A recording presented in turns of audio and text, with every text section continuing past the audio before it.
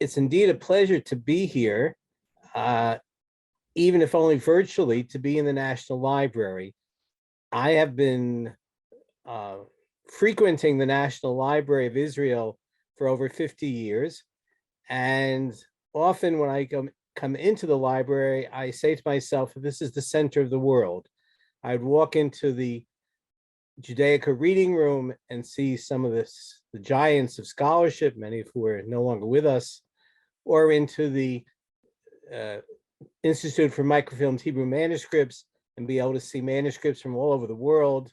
So after being a consumer for over 50 years, I'm happy to be able to participate and give back a little bit by this lecture this evening. Now, it's too bad that Professor Fredrickson wasn't able to give her talk last week, because I think that would have set the stage for the historical relationship between Jews and Christians. One of the major issues is, how do these two religions develop and separate? This is one of the, in the technical terminology, it's called the parting of the ways. When did Jews become Jews, recognizably Jews, and Christians become recognizably Christians? And how did this process occur, and how long did it take? But I see that she's here with us this evening. In fact, her picture is even on the, okay. So she will be giving the last lecture now, and I hope you're feeling better. What I can only say is, from my perspective, when we get to the Middle Ages, the ways have been parted. We're talking about two different groups, and even to call them religious groups is somewhat controversial. There's some people who claim that religion is a modern invention, but there are two identifiable groups that are different from each other. And when the Muslims leave the Arabian Peninsula and conquer the Middle East, and even up to the far west, to the Iberia Peninsula, when this happens, there's obviously three different, what we might call religious groups. One of the Jews, the Christians, and the Muslims. And the Muslims understand that these are two competing groups. There's also a third group from the Persian Empire, the Zoroastrians. And these three groups are considered by the Muslims to be people of the book, people who are entitled to their religions which are precursors to a certain extent to the true religion of Islam. So we already have a three-way debate, at least, in the lands which were conquered by the Muslims. We have Jews who believe in the sanctity of the Hebrew Bible, what the Christians call the Old Testament. We have the Christians, and we have the Muslims. Now, the Jews and the Christians who were under Islam agreed that Muhammad was not the prophet. They also agreed that the Hebrew Bible was authoritative, even though they saw and understood the Bible in different ways. They disagreed as to whether the world was redeemed. Who was Jesus? What is the nature of God? Is God a unitary God or a triune God? So these are some of the questions that were raised already under the Islamic rule in the Middle Ages. We're talking about 7th, 8th, 9th, 10th centuries. There's some of the questions which are still with us to this very day. Now, in order to understand how Jews reacted to Christianity in this period, called the Middle Ages, I don't want to discuss when the Middle Ages were, but I'm starting from the Islamic conquest in 7th century. In order to understand how Jews and Christians got along with each other during this period, it's important to understand how they got along with each other, or what the relationships were before. So on one hand, you had a Christian tradition of adversus Judaeus, against the Jews. Christians would write treatises proving that Christianity is true and proving that the Hebrew Bible was the precursor of the New Testament, the Greek scriptures, that the Hebrew Bible predicted and prefigured the life and career of Jesus. This goes back at least to the 2nd century. We have Justin Martyr in the middle of the 2nd century, who writes a dialogue with a Jew he calls Trypho, perhaps meaning to be Rabbi Tarfun. And he claims that the Hebrew Bible is understood correctly as being the predictor of Jesus, and only the Christians understood the Hebrew Bible correctly, what he would consider the Old Testament. In fact, there's a place in the dialogue in which the Christian, excuse me, represented by Justin Martyr, says to the Jew, he says, it's written in your scriptures. And then he interrupts himself and he says, but you know what? It's not even your scriptures, it's our scriptures. So you have already a takeover by some early Christians of what Jews considered to be theirs. In terms of the Jewish responses, we have very little in the first millennium of Christianity. We have references in the Talmud and the Midrash.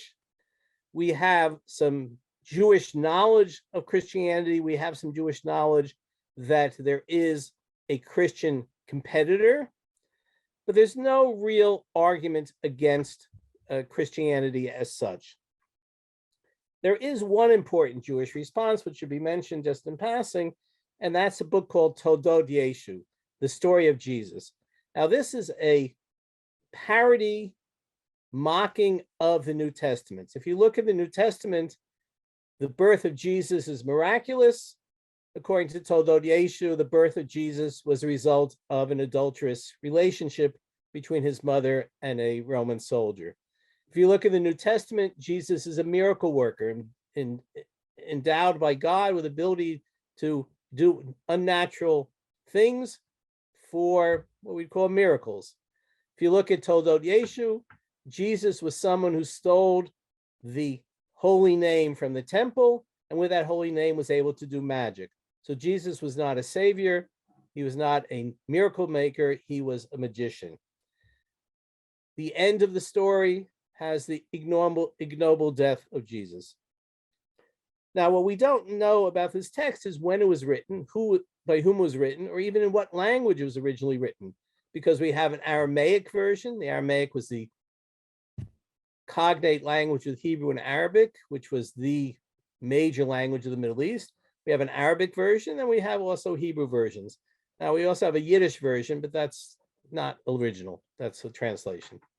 So we have this Jewish response to Christianity, not a critique of doctrines as such, but a parody, and perhaps even meant for entertainment value or humor, and not really as part of a debate with Christians. Okay, this takes us to the 9th century, which is where I really want to begin. There are many changes in the Jewish world in the 8th, 9th centuries. Okay, someone took over the screen, but okay. Up till the 9th century or so, very few Jews wrote discrete compositions on specific topics. Jews did not put their name on the books they wrote. So we have midrashim, we have books which are attributed to other people. We have the chapters of Rabbi Eliezer, which is attributed to the Tanna, the 2nd century Rabbi Eliezer, but it's a late work. In the 9th century, Judaism under Islam is becoming Arabicized and Islamicized. So just as Muslims wrote books on specific topics with their names on it, so Jews started to do that as well. Another thing happens, which is Jews are learning theology and philosophy. Now, if you look at rabbinic literature, you can see lots of philosophical or theological notions, but there's no systematic discussion of these beliefs. There's no organizing of Jewish beliefs. There's no attempt at defending the theological outlook of the Jewish holy scriptures, whether it's the Hebrew Bible or rabbinic literature. In the 9th century, Jews suddenly learn about this philosophy, and they're able better to engage with Christians and Muslims. And I must say that until the 9th century, when Jews discussed with Christians or Muslims religious events, it's like they were bringing a knife to a gunfight. And now in the 9th century, they learn how to use real arms. So who was the first medieval Jewish philosopher? Someone whose name is very much unknown. His name is Dawud ibn Marwan al-Muqammas, a 9th century Jew who somehow got very little resonance in the Jewish tradition and the Jewish consciousness. According to later testimony, he had once become a Christian. He was a Jew who converted to Christianity and returned to Judaism. When he returned to Judaism, he wrote a large number of books, a central book called the 20 Chapters, the 20 Treatises, in which he has much anti-Christian material, and he also wrote 2 separate works against Christianity. So the first Jewish philosopher, medieval Jewish philosopher, becomes the first Jewish anti-Christian polemic. And I won't go into the whole history of philosophy and the polemics, but the 2 of them are very much tied together. Okay, so in the 9th century, we have Dawud al-Muqammas, and we also have an anonymous polemical work called in Arabic, Qisat Mujadalat al-Uskul, for the story of the disputation of the priest. And that book pretends, or at least says, it's written by a former priest who had come to see the light, was sheltering under the divine wings as a proselyte, as a convert. And before he left Christianity, he decided to tell his former co-religionists what he felt about them and about the religion. And if al-Muqammas generally used philosophical arguments, the author of the account used a lot of exegetical arguments. I'll talk about that later, what's exegetical, rational, but he quotes extensively from the New Testament. He has quite vulgar takes on Christianity. His descriptions of the gestation and birth of Jesus are not particularly polite. And this is all in order to make fun of the Christian beliefs, and at the same time criticizing their religious text. The New Testament, he also knows some, what he thinks are New Testament or apocryphal New Testament.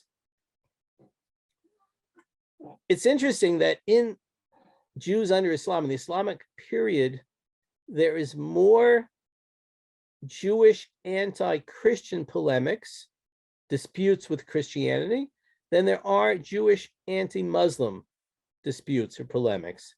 In other words, we look at Jewish literature written in Judeo-Arabic, that's Arabic and Hebrew letters, and count up how many arguments you can find against Christianity and compare it with the amount of arguments you can find against Islam, it's more anti-Christian than anti-Muslim. And there are various reasons have been given for this, but it's interesting. The reason I stress this is because many people are of the opinion that Jews attacked Christianity only because Christians attacked Judaism. That if it were not for the Christian mission to the Jews, Jews would have nothing to say against Christianity. Jews believe in live and let live. And it's important to know that the debate from the Jewish side, the anti-Christian debate from the Jewish side, began in places where there was no Christian mission to the Jews. There may have been Jews who converted to Christianity in Islamic period, even though it was forbidden by Islam, but it was not a major event as it was later in Christian Europe. So if we look at how Jews respond to Christianity, how Jews responded to Christianity, the one important thing is to see that it's not necessarily defense. There are enough things in Christianity which were offensive to Judaism to have Jews who were developing their ideas of theology, who were defending the rationality of Judaism. There are enough things in Christianity which bothered them and made them write treatises against Christianity.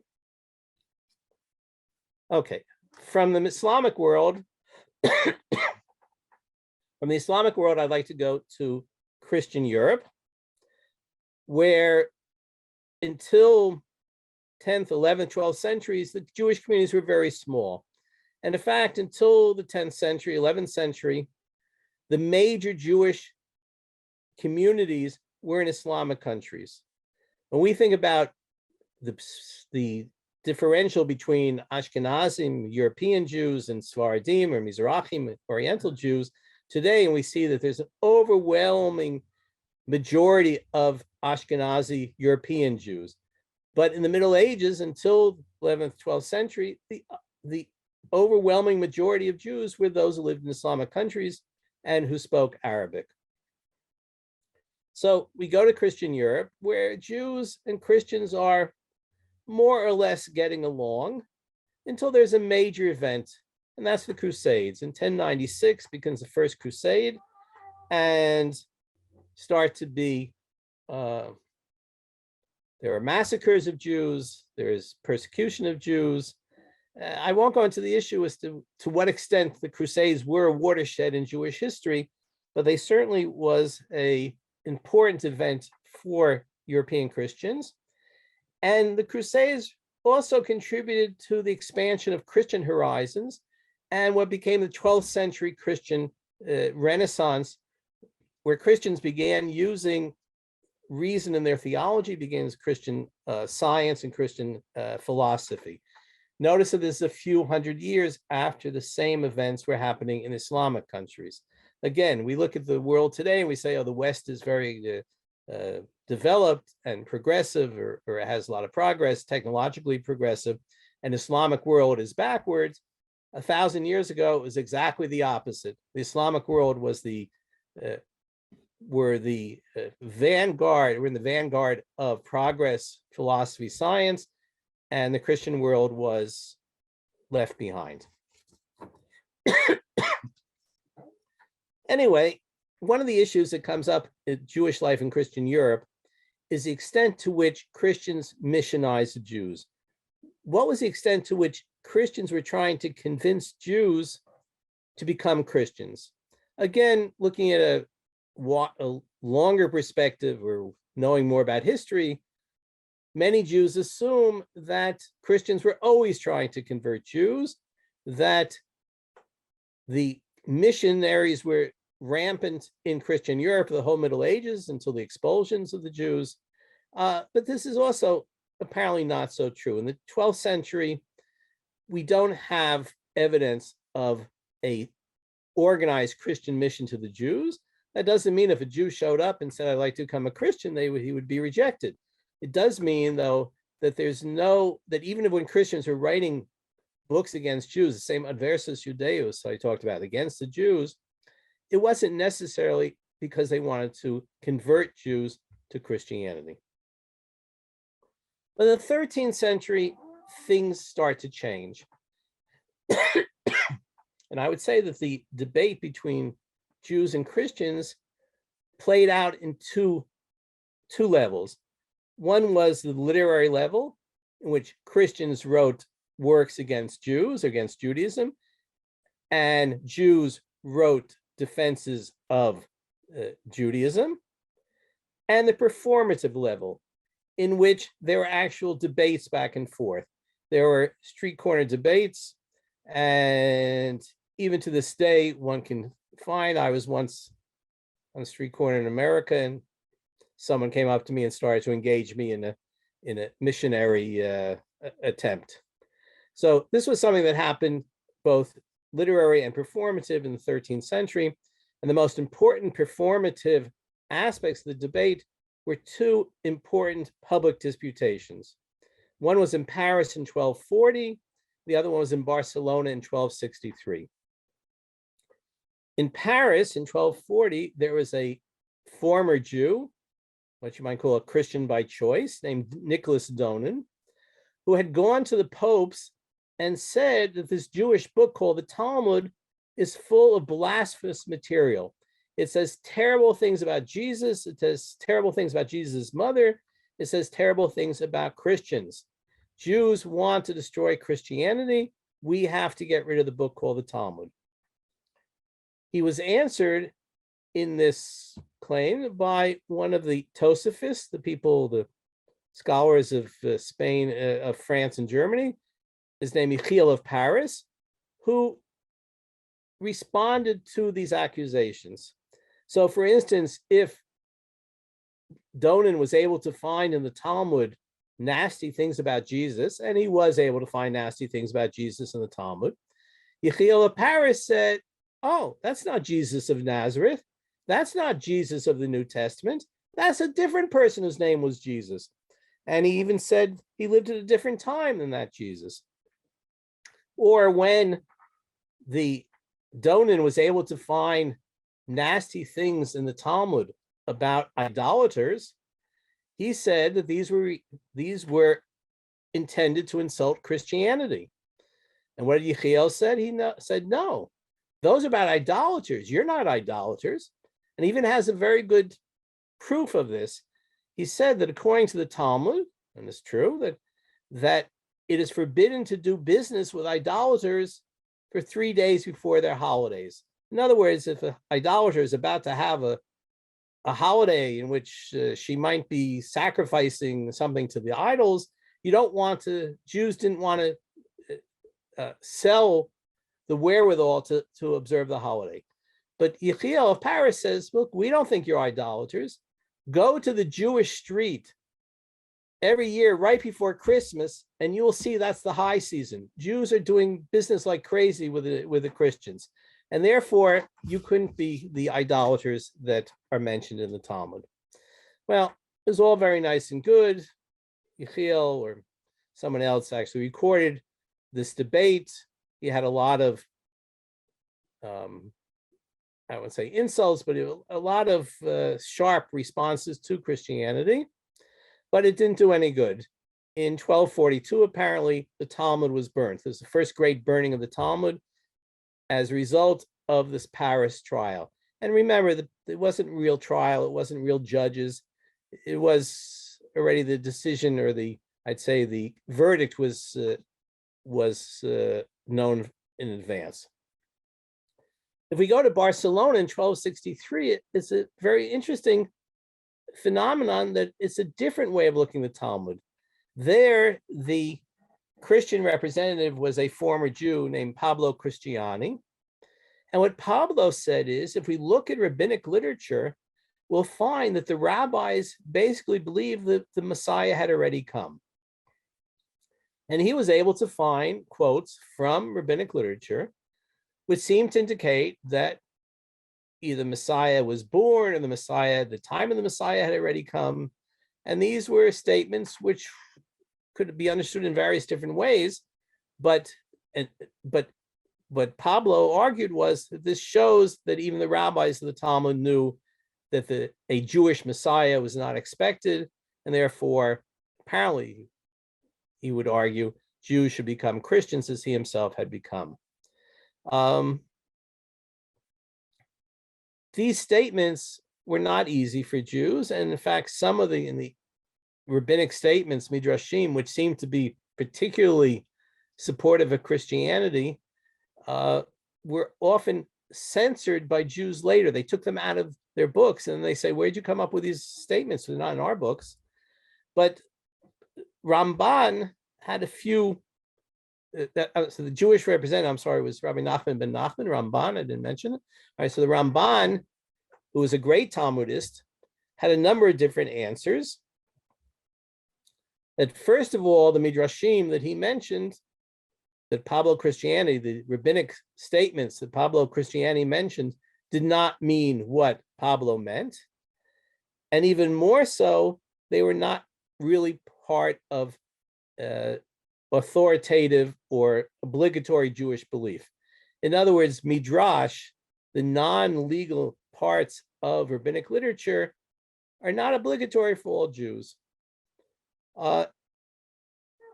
How successful Ramban was, we don't know. He ended up being exiled to the land of Israel because he was given money by the King James I of Aragon, but then he was forced to leave the country.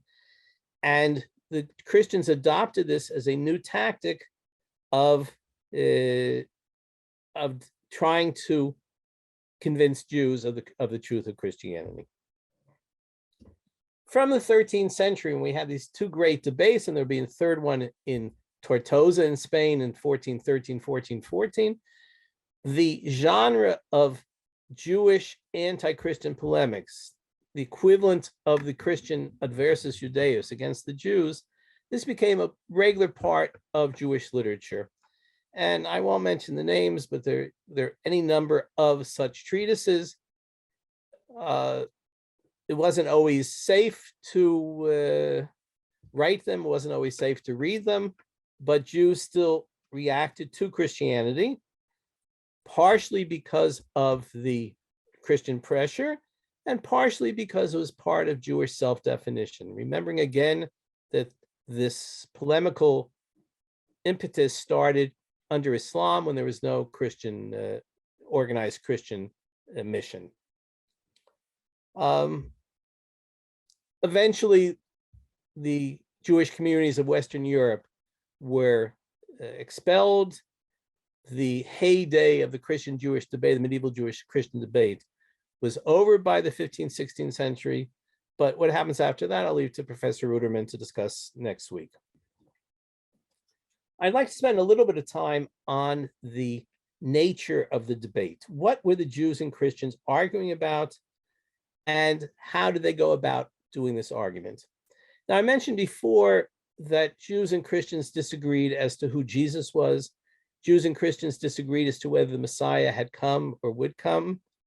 They disagreed as to the authority of the Hebrew Bible. Was it just a figurative prefiguration of Jesus as a Messiah, or were the laws of the Hebrew Bible binding? They disagreed as to the nature of God, where the Christians said that God was one, but there were three persons, which were relations in the Godhead, in the divinity. And one of those three persons became incarnated, took on flesh in the person of Jesus of Nazareth. Jews said God is purely simple and unified. There aren't three aspects of God. Certainly one of them could not become a human being. And then there are other issues as to which law system was better, which ritual was better. Is it better to do sacrifices, which Jews weren't doing at the time anymore anyway, but still it's part of the Jewish religion? Or is it better to have a mass using the wine and wafer, wine and bread? So these were some of the major issues involved. How did they go about arguing? Well, the biggest, or I'd say that the most common form of argumentation was exegesis, or exegetical arguments which had to do with text.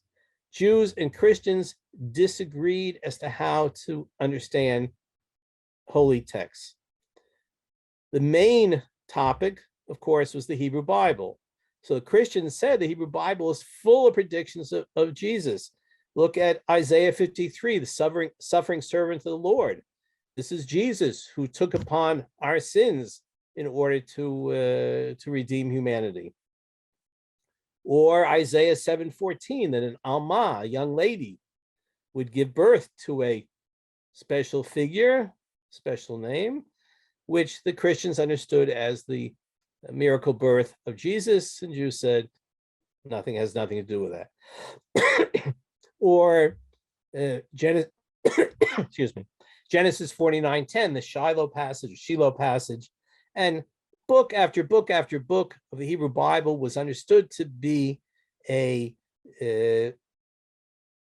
code for what would happen in the future with Christianity.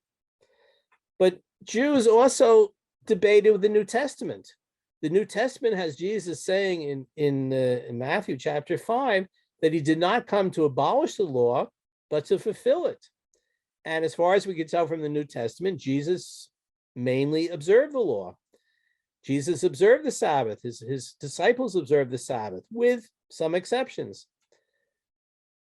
When Christians said, oh, the Sabbath is no longer obligatory, the Saturday Sabbath is no longer obligatory, and we have no obligation to stop working, Jews say, but Jesus did that.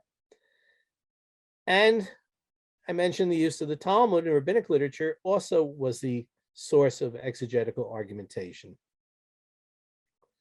The problem is with exegetical argumentation is that there are no clear-cut laws or rules how to interpret texts. So Christians would say, for instance, the Jews are much too literal. If the Hebrew Bible says you should circumcise your flesh, it isn't talking about the physical operation of circumcision. It's talking about this spiritual circumcising of the heart, which is also mentioned in the Hebrew Bible. Circumcision is no longer obligatory for Christians, are no longer obligatory for people who believe in the Hebrew Bible, because it was meant to be figurative. The Jews, according to this interpretation, are too carnal. They're too much interest in the flesh. They're too literal. Well, Jews turned around and said, well, you know what? You have this belief in the Eucharist I mentioned before, that the blood and the bread in the Eucharist and the Mass turn into the body and blood of Jesus. So why are wine and bread become body and blood? Because Jesus says, this is my body, this is my blood. So Christians say this is meant literally. You're talking about Catholic Christianity in the Middle Ages. And Jews are saying, no, it was meant figurative.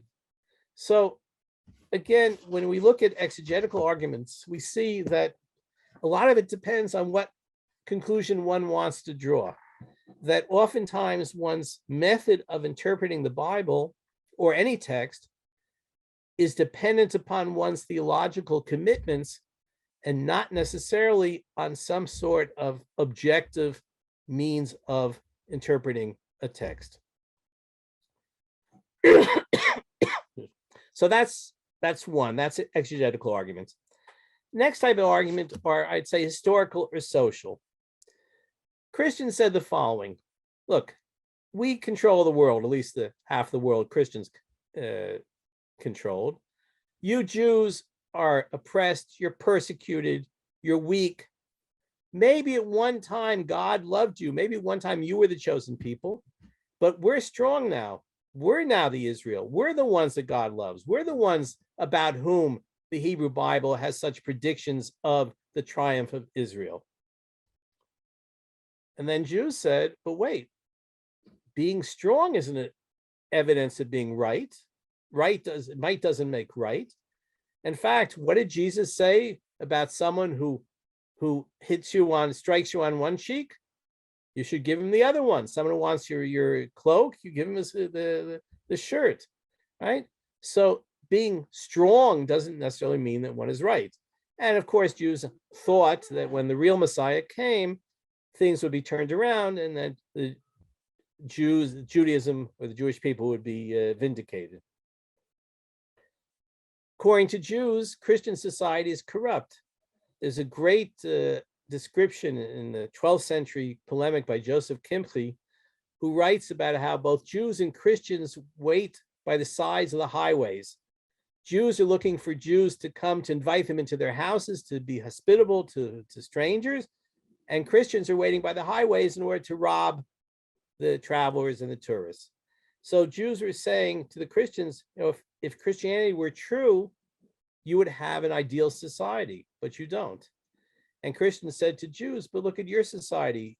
It's run by lending money at interest, which the Bible says is a terrible thing. So back and forth, they would argue about these social, historical issues. Are we living in a redeemed world? Is the fact that Christianity or Christians are strong, does that mean that they have the correct religion? The fact that Jews are weak, does that mean that Judaism is the wrong religion? And then we have a third type of argumentation called rational, use of reason. Now, some of this rational argumentation is what I call common sense argumentation.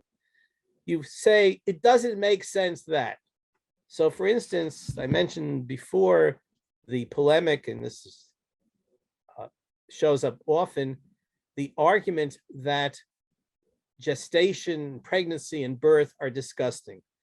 No God would demean himself to enter the disgusting innards of a woman. Okay, there's a certain amount of misogyny in these arguments, but the idea was that birth, all the aspects of being a fetus and then coming in birth and the dirt and the unpleasantness, and then being reliant upon someone to nurse the baby, and then having someone to change the diapers and the nappies. All these are disgusting. God would never do it. But Christians would say, no, it's exactly the opposite. We know how disgusting this is, yet it's because God loves humanity so much that God was willing to undergo this demeaning, this being demeaned. God was willing to be crucified. God was willing to be persecuted. God was willing to be treated like an outcast. So if you say which arguments are more correct, again, it's a matter of, I'd say, perspective. If I believe that God indeed was born or underwent birth, then it makes sense for me to say this is something which is obviously reasonable. And if I believe that God did not become human, then I certainly wouldn't consider that to be an appropriate activity for God to do. So that's, in a sense, what I call common sense argumentation. There's also philosophical arguments that the Jews and Christians use the philosophy of the day to argue that the other religion did not make sense, or especially in the case of the Jewish philosophical polemics, Jews would argue that a religion cannot be true if it requires us to believe in things which are irrational. Let me give you an example. There are many things that Judaism teaches which may be against nature, such as the splitting of the Red Sea. We read it, we'll read it this coming Shabbat, or creation of the world, or revelation, God talking to humans, or eventually the traditional Jewish belief in resurrection of the dead. These might sound, these might be unnatural events, but they're not illogical. And therefore, a religion can teach them. However, there are beliefs which are illogical, and a true religion, can't teach something which is illogical. So the example given is, for instance, a square circle. A religion which taught that there's a square circle could not be a true religion. Well, Jews looked at Christian doctrines and said quite a number of them are like square circles. God can't be both 1 and 3. Either God is 1 or God is 3, but God can't be both. Or I mentioned before the wine and the bread turning into the body and blood of Jesus. This was a favorite subject of discussion among Jewish philosophical polemics. How can you take something looks like bread, acts like bread, tastes like bread, eventually will be, after it's eaten, will nourish the body and then be eliminated from the body? How could you possibly say that this is the body of God or of Jesus, who's God incarnate? So both sides use these philosophical arguments. If you look at the scholastics, if you look at, for instance, the Thomas Aquinas, Thomas has a very important polemical work, not necessarily against Jews, but in general, called Summa Contra Gentiles, the Summa, the collection against the Gentiles. And there he raises all these objections to Christian beliefs, and then he answers them. And he shows that there is no problem, philosophical, rational problem for a Christian to accept these beliefs as being true. And this, of course, was not the attitude of the Jewish philosophical polemicists. What I've done up to now is try to give some idea of the conflict between Jews and Christians and Judaism and Christianity in the Middle Ages. And I think it would be remiss for me to end on that note, because Jewish life in Christian Europe was much more than matters of expulsions or pogroms or persecution or debates. Jews and Christians were neighbors in the Middle Ages. Even if there was a Jewish street, even if there were Jewish areas of the city, still Jews saw what Christians were doing, Christians saw what Jews were doing. To present it all as a matter of one unhappy event after another is what the American Jewish historian Saadia Baron called the lachrymose conception of Jewish history. The idea that Jewish history is one tear-filled event after another.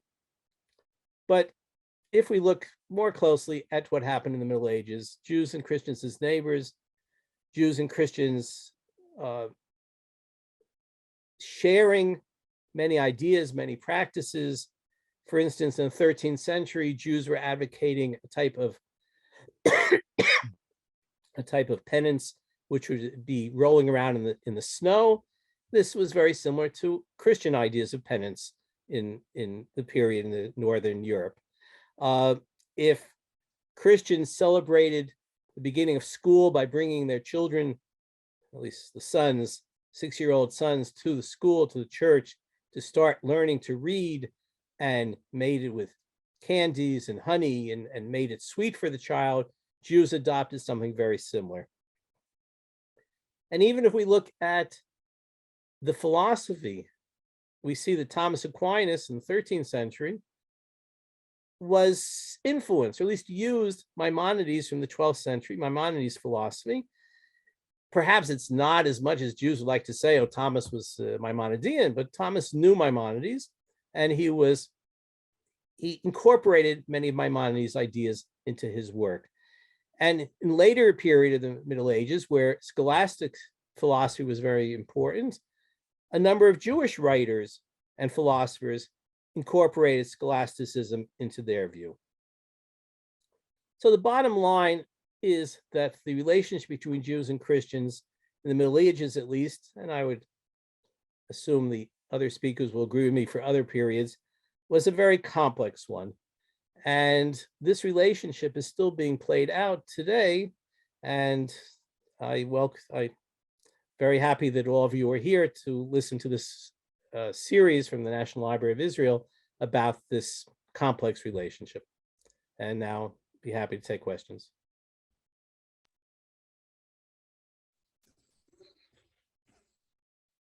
First, let me thank you for offering such a clear and engaging overview of something that really is so complex. So I'm going to bring up some questions that came up in the chat. And people, you're welcome to continue offering questions in the chat. From the very beginning, when you were talking about reactions in the Muslim world, there were a few people who asked how Saadia Gaon's emunot v'deot fit into the picture. And should this be mentioned, and is it of any relevance? Okay, thank you very much.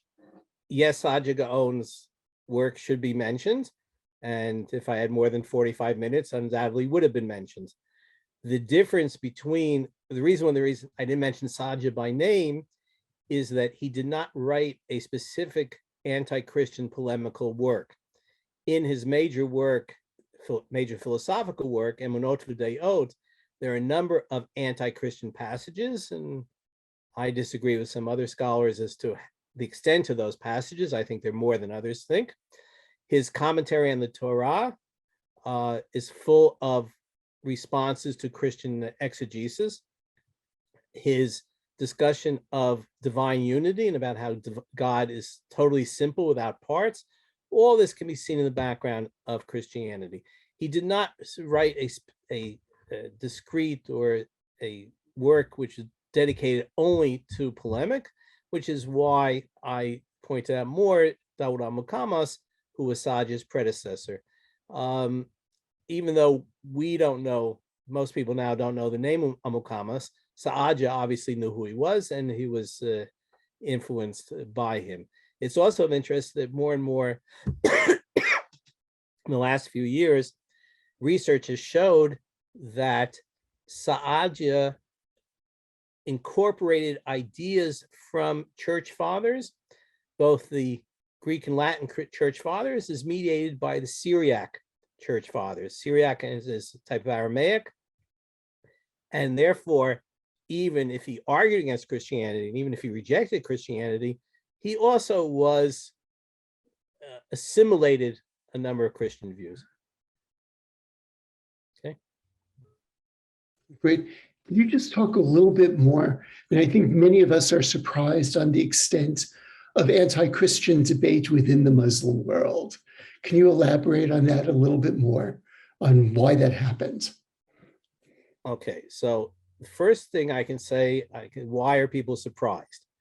People are surprised because it doesn't fit into the normal narrative of Jewish critique of Christianity being a reaction to Christian missionary movements. So that's first of all. I published a number of years ago the Jewish critique of Christianity, an article in search of a new narrative. And I think that we do need a new narrative to explain it that goes beyond just the issue of a reaction to pressure.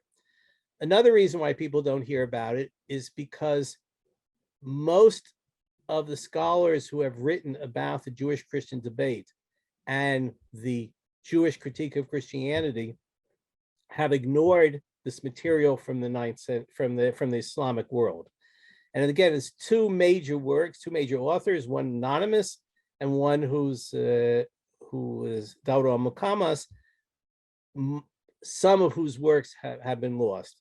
So for instance, the book that I call The Account of the Disputation of the Priest was actually translated into Hebrew, was given the name The Book of Nestor the Priest, became extremely popular and influential in Christian Europe.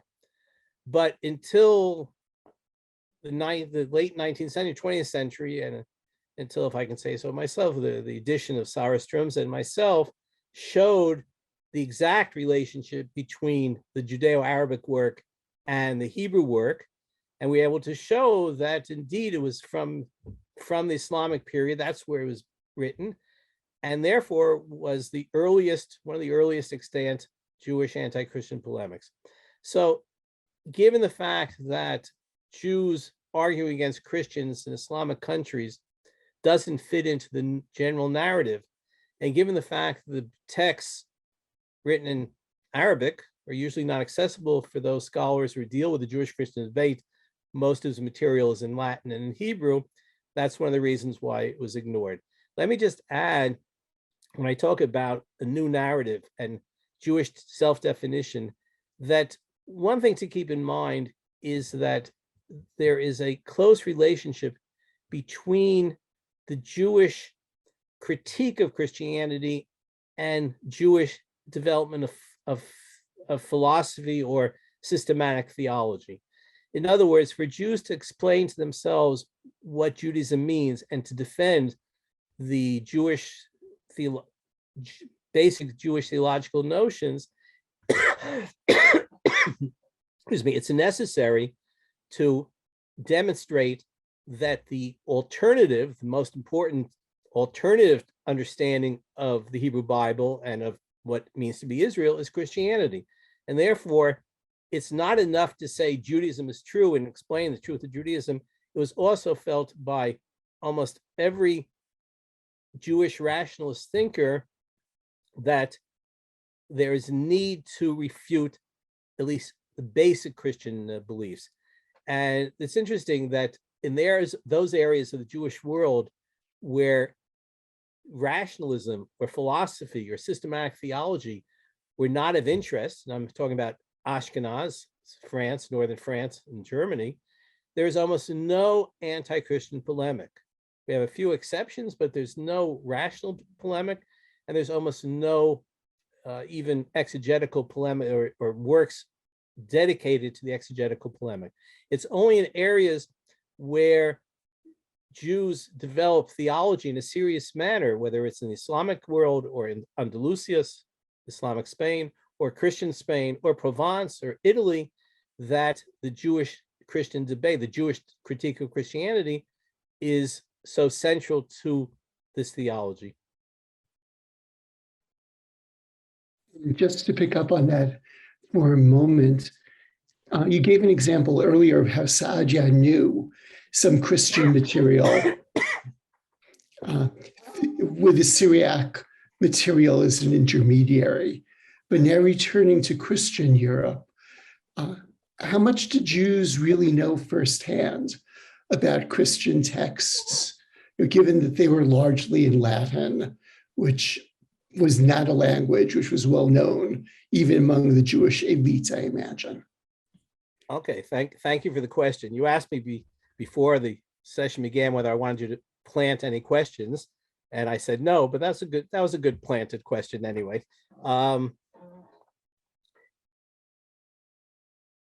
Jews who engaged in anti-Christian polemics, at least in Ashkenaz, were what I call professional polemicists. I don't mean they got paid for it. I meant that they went out and studied the text and made an effort to become familiar with the works. When we think about it today, anybody wants to know about Christianity can go to the internet. If you want a Christian book, you can go to a library. Now, libraries are online. But in 13th century Germany, for instance, a Jew who wanted to read Christian material didn't have the language, didn't have the Latin, and didn't have access to the books. Now, I think some of it, and we have some references to Christians who became Jews, so there might have been some use of the of proselytes, former Christians, Jews by choice, who helped as informants, or you had people that this was their professional status in the community. I once gave a talk in which I said that no good Jewish mother in Ashkenaz wanted her son to grow up to be an anti-Christian polemicist, that more likely they wanted the son to grow up to be a Tosafist, one of the people who wrote the Tosafot. But there are some people, perhaps not in the top rank of Jewish intellectual life in Europe, who took it upon themselves to learn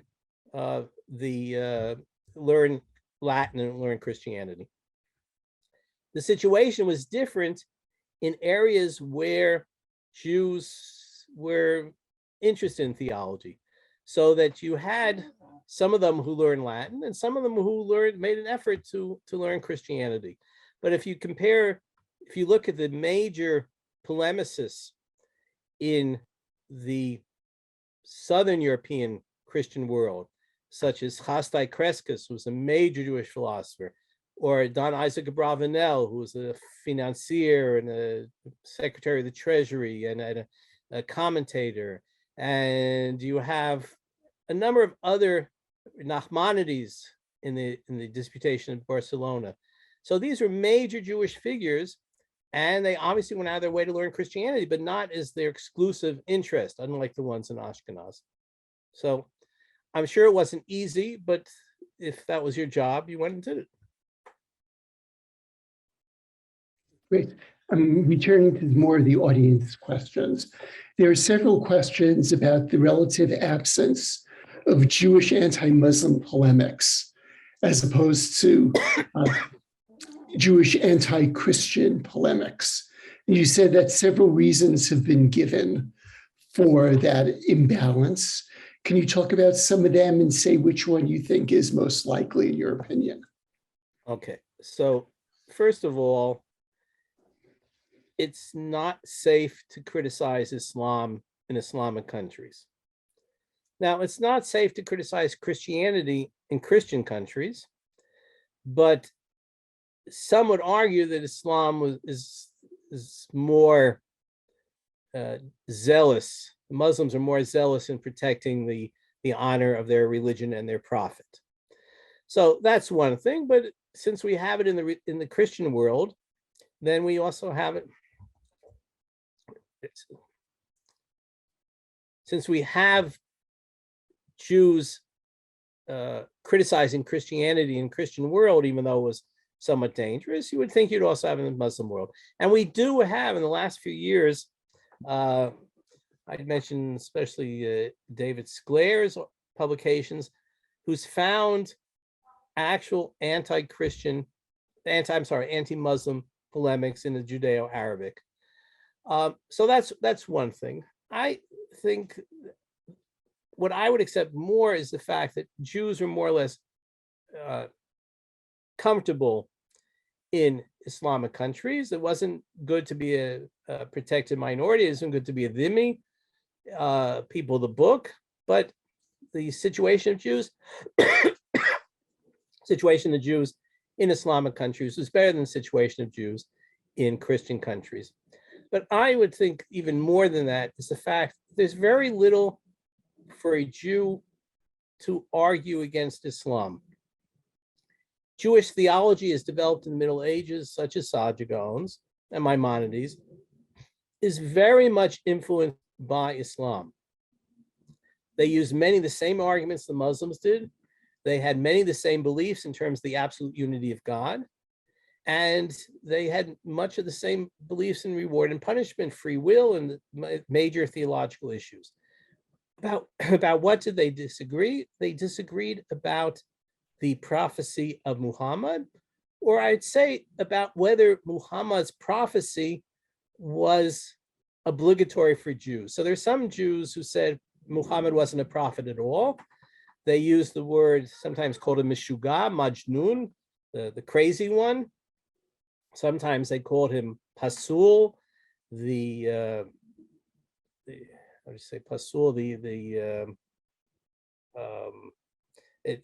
a play on the word rasul. Rasul is the messenger in Islam. So pasul is the disqualified one. But there were some Jews who said he was the prophet for the Ishmaelites, for the Muslims. He's just not a prophet for Jews. Others say he wasn't a prophet at all. But this is an historical question, whether or not his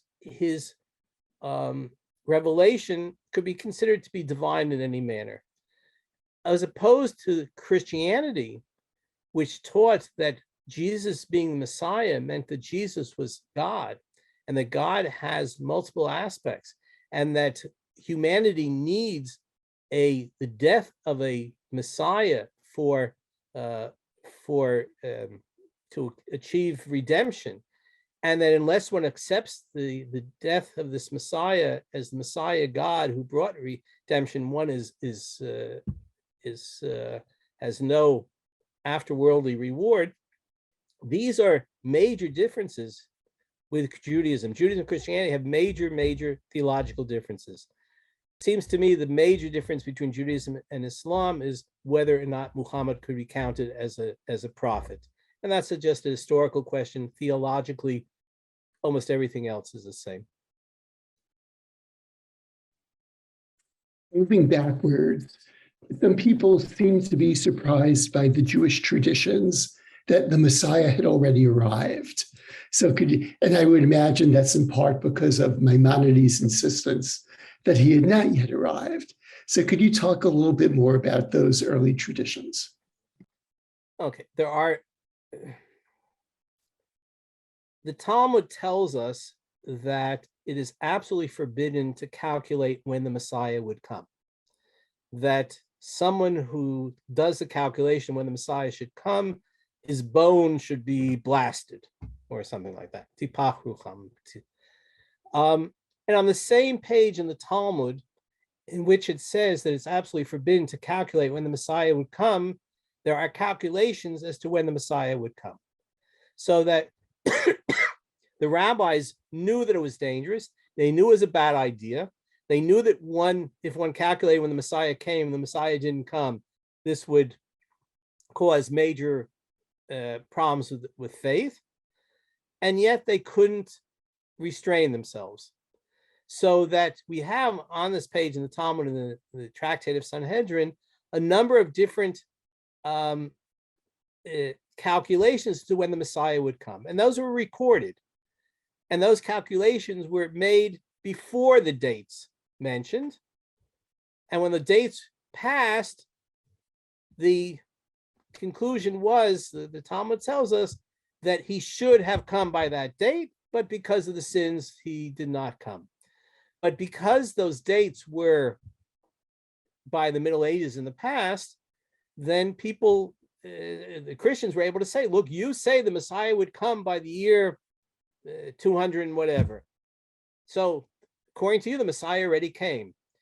It didn't matter to the Christians to say that the Jews didn't believe that Jesus was the Messiah. It was sufficient to say that the Messiah already came.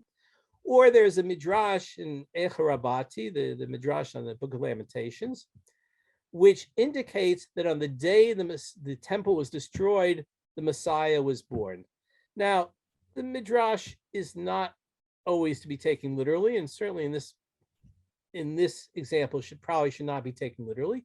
But what the rabbis are saying is, in the depths of destruction, when things look the worst, hope is born. So that the Messiah, the idea of the Messiah is coming, was already born on that day of the destruction of the temple in 70 of the Common Era. When Pablo Christianity adduced this midrash to Nachmanides, Nachmanides said, the midrash says he was born. It doesn't say that he came. So the Christians said, you're just making things up. So, if he's born, where is he? So there's another midrash that he's sitting at the gates of Rome. So the Nachmanides suggests to King James of Aragon, he says, send messengers there, maybe to Toledo, maybe he's in Rome, go look for him. So there are these statements, which are either calculations of dates or mentions of the Messiah already existing, that the Christians were able to pounce upon and say, you see, you Jews think the Messiah already came. Now, the only candidate for that job that we know of is Jesus of Nazareth. And therefore, stop believing that you have a messianic future. Stop believing that God will redeem you, accept the redemption that God already sent, which was the redemption of Jesus. We have energy for 3 more questions. Is that okay? Great. Yeah, I'm fine. Somebody asked if there are cases where performative debates led to performative violence. So could you talk about that a little bit? All right. After the disputation of Paris in 1240, the Talmud was burnt. Now, you could say that's violence against books rather than violence against people, but that's still certainly violence. In 1263, we don't have as many examples. We don't know of particular consequences in that manner. There were, as part of the Christian campaign, there were compulsory sermons that Jews were forced to come to church to hear sermons, or Christian clergy went into synagogues to preach. I don't know if you'd call that violence. In Tortosa in 1413, 1414, the debate occurred after the major outbreak of violence. The violence was in 1391. There were massacres of Jews throughout the peninsula, and many Jews converted. In 1413, 1414, what the Christian authorities did, and here again was a former Jew, Geronimo de Santa Fe, also known as Joshua Lorky when he was a Jew. The idea behind that disputation was to gather the whole Jewish leadership into this port city, or the Spanish shore of Tortosa. And while the Jewish leadership was forcibly kept in one place for a year and a half, Christian missionaries went around looking for more Jews to convert. And then there are also I won't say minor, but unofficial debates, and I'm sure some of them could have ended up in violence. Even in many times, such as in the Crusades, where Jews were given the choice of converting or death, often the rioters are much more interested in their death than their conversion. So that how much the violence was performative, which David Nierenberg's written about, how much it was its result of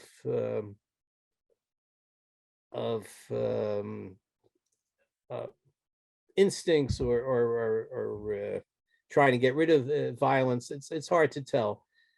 It obviously was not good for Jews to participate in debates. All the Jewish authorities warned against such things. They said it's a no-win situation. If your arguments are better, they'll be angry and they'll want to punish you. And if your arguments are worse, you're in bad shape because they'll say your arguments were worse. So Jews try to avoid these debates. It wasn't always possible. There was at least one question about gender. Are any women involved in any way in this period in the issues that you've discussed? Obviously, it's men who wrote the literature. Obviously, it was men who were in public events. What I mentioned before in terms of rather unpleasant descriptions of women's bodily functions, presumably were written by men, many of whom might not even know how those functions work. The only thing that comes to my mind is the position of women among the conversos, the former Jews, or the people who had Jews who had converted to Christianity in the late 14th and 15th century, and then even afterwards, when there's no more Jewish life in Iberia. And from the research that's been done in recent years, it would seem that the most loyal of the conversos who were most loyal to Judaism, who maintained Judaism, who taught Judaism from generation to generation, was more the women than the men. That the women were more loyal to the Jewish heritage, and that made it possible for future generations to return to Judaism. But in terms of authorship, in terms of participation in the debate, very little. I'll throw in one more woman. In Paris in 1240, the king at the time was Louis the Pious, Louis IX, but he was just a child. The regent, or the custodian of the king, was the Queen Mother Blanche, and she participated somewhat in the debate. There is a time when the Talmud is quoted saying a very not particularly flattering thing about Jesus, and it says in the account that they said it in the vernacular so that she would understand. In other words, they wanted the queen to be scandalized, and therefore they did it in the vernacular. But we have to look at things other than intellectual history to find the women in the Middle Ages, it seems to me. Final question. In the last 2 centuries in the Jewish world, some Jewish intellectuals have argued that Jesus was fine and Paul more or less ruined things by misunderstanding or misrepresenting Jesus's teaching. Is there any reflection of any idea like that, or a distinction between what's in the Gospels and what is in the writings of Paul in the Middle Ages? Okay, there certainly is. First, you have texts which may have belonged to Jewish Christians, maybe not, which make that with texts which are quoted in the Islamic world, in Arabic, which make exactly that claim. In addition, among Jews, we have on one hand Al-Muqammas again, 9th century, is cited as one of his books, which is lost, is said to have made that exact point, namely that Jesus was okay, or that Jesus was not the founder of Christianity, but that it was Paul. That's the 9th century. And in the late 14th century, in light of the forced conversions and the riots of 1391, we have a very important book called The Disgrace of the Gentiles, Klimata Goyim, by Prof. Ben-Gurion, who's a very interesting character because he converted to Christianity and apparently continued living as a Christian outwardly as he was writing anti-Christian polemics. And in this work, The Disgrace of the Gentiles, Gurion distinguishes between Jesus, who was mistaken, to'eh, and somewhat of a character that needs to be pitied, a pitiful character. And when he misquotes, when the New Testament misquotes the Shema Yisrael, Gurion says even the Shema Yisrael, this guy didn't know. But distinguish between the to'im, those who made the mistake, and the matim, those who led others astray. So this idea that Christianity is the result of the activity of Paul, not the activity of Jesus, certainly has its precursors in the Middle Ages, both among Muslims, maybe Jewish Christians, and Jews. Oh, that was great. Thank you very, very much, both You're for the welcome. lecture and for answering so many questions so clearly. I'd like to thank the audience for asking such wonderful questions. And now I'm going to hand things back to Tadeusz. Thank you very much. Thank you, Professor Lasker, for really wonderful and fascinating lecture. Thank you very much, Mark, for very good moderating and for putting the questions from your audience, from the audience, and from yourself. And thank you all for joining us this evening, if you're in Israel, or this afternoon if you are in United States, and hope to see you again soon. Thank you again. Thank you very much. Thank you. Thank you.